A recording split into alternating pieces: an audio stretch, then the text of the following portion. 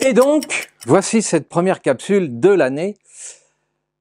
Lorsque j'ai fait celle vous présentant un joyeux Noël et une bonne année, j'avais pas réfléchi que le mot bonne était peut-être un petit peu presque sarcastique dans la période où nous sommes.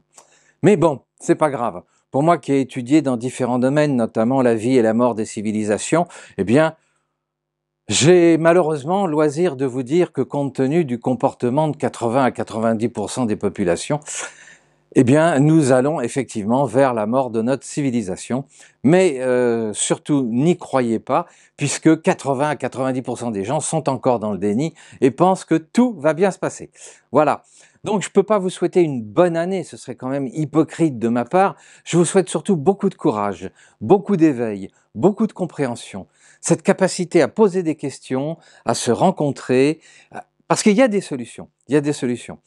D'ailleurs, dernièrement, parce qu'il n'y a pas de hasard, et c'est ce qui m'a inspiré cette vidéo, j'ai reçu, à propos d'un livre que j'ai écrit il y a quand même bientôt, j'ai commencé à le travailler en 2012, donc vous voyez, ça fait 10 ans. Eh bien, il est sorti en 2015, et aujourd'hui encore, je reçois des avis en me disant « t'avais 10 ans d'avance ». Bah oui, mais ça sert à rien d'avoir 10 ans d'avance.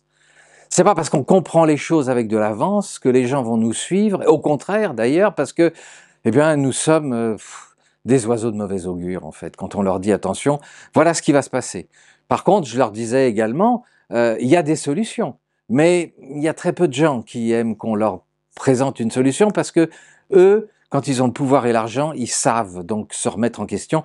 Et en fait, dernièrement, je discutais avec un ami qui fait de la veille stratégique et de l'analyse de situation et qui me disait qu'en fait, il y a, à son avis, il n'y a pas plus de 10% des managers qui sont capables de se remettre en cause, qui sont capables de poser des questions, qui sont capables de rencontrer des gens différents, de changer leurs habitudes. Voilà.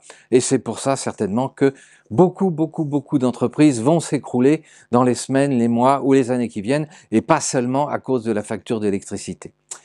Ça, c'est un point extrêmement important. Maintenant, j'avais écrit, il y a 4 ans, puisque je continuais à faire ces études-là, un texte qui est, bizarrement, là aussi, c'est remonté, tout est arrivé hier, c'est remonté hier sur mon Facebook, un texte qui a eu, si ma mémoire est bonne, plus de 12 400 vues, quelque chose comme ça. Partages, pardon. 12 400 partages. Alors, je vais me permettre de vous le lire. Il fut un temps où les révolutions avaient lieu parce que les gens avaient faim. Attention, parce que il commence à y avoir quand même des gens qui ont faim. Aujourd'hui, les gens, pour l'instant, en tous des cas, ils ont plutôt faim d'honnêteté, de vérité, de loyauté, de transparence, d'engagement, d'intégrité, d'altruisme, de solidarité, de respect, de toutes ces valeurs humanistes qui donnent une véritable dimension à l'être. Mais pas seulement une dimension à l'être, aussi une dimension à votre business, à la qualité des relations, parce que plus vous avez de relations, plus vous allez pouvoir créer de la richesse. Et ce ne sont plus seulement les ventres qui sont vides. Aujourd'hui, ce sont les cœurs, les esprits, les pensées, les âmes. Et la révolution qui est en cours, et ça je l'écrivais en 2018, alors que mon livre était déjà sorti en 2015, et on savait qu'il y avait une révolution en cours qui était sous-jacente, que personne ne voulait voir. Aujourd'hui, la révolution en cours, c'est celle des cœurs, des âmes, des esprits et des consciences. Mais dites-vous bien une chose, seuls des êtres porteurs d'une culture humaniste, créateurs spontanés de richesses de vie et agissant en symbiose, réussiront dans le monde qui se présente. Voilà, ça c'est votre plan stratégique pour les mois qui viennent. Alors bien sûr, vous pouvez me contacter, on peut en parler, mais c'est ça votre plan stratégique pour les mois qui viennent. Il y en a qui vont comprendre, d'autres pas, c'est la vie, c'est comme ça. Moi, je fais des cadeaux, il y en a qui les reçoivent, qui les partagent, et puis il y en a d'autres qui font oh, pour qui il se prend. Voilà, et c'est pas grave, c'est pas grave, je m'en fous complètement. Ce que j'aime, c'est aider les autres, aider les gens à réussir, aider ceux qui acceptent de se remettre en cause. En fait, mon credo, il est simple, je pars du principe que tout le monde a du talent, mais il y a des talents qui sont adaptés à certaines périodes et puis d'autres qu'il faut réadapter quand les périodes changent. Voilà, c'est aussi simple que ça. Mais on peut tous franchir cette étape qui est difficile. Alors pour finir sur un peu de poésie en ces temps, et au lieu qu'ils soient moroses, on va tâcher de les rendre roses, j'ai choisi un poème de Jacques Prévert. J'adore Jacques Prévert, il a bercé mon adolescence, un peu comme d'autres surréalistes aussi, André Breton, etc.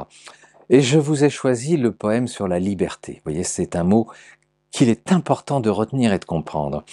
Et selon Prévert, la liberté, ce n'est pas partir, c'est revenir et agir.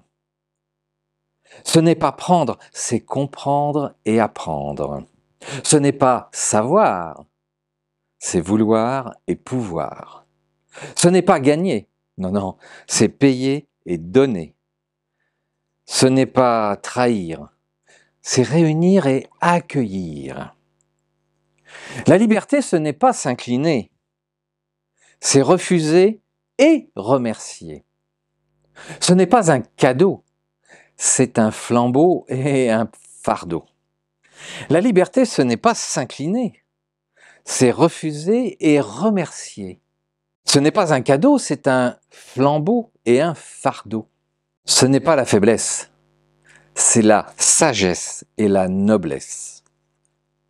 La liberté, ce n'est pas un avoir, c'est un devoir et un espoir. Ce n'est pas discourir, c'est obtenir et maintenir. La liberté, ce n'est pas facile, c'est si fragile, la liberté. Beau texte de Jacques Prévert, et je vous souhaite une excellente semaine.